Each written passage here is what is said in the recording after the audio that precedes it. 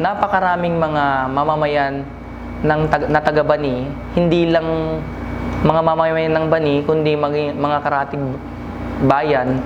So, ang kagandahan talaga nito, karamihan kasi ng naaaksidente sa ngayon is yung mga gabi at madaling araw. So, kung hindi tayo nag 24 hours, malamang walang tumutulong sa mga tao na to. Yung effort na ginawa natin kasama ng ating mayor, syempre napakalaking tulong nito. Lalong-lalo na sa mga bisita natin. Marami tayong mga bisita na naaaksidente, yung mga pupunta sa mga tourist attractions dito. So, malaking tulong po talaga na naka 24/7 tayo ngayon.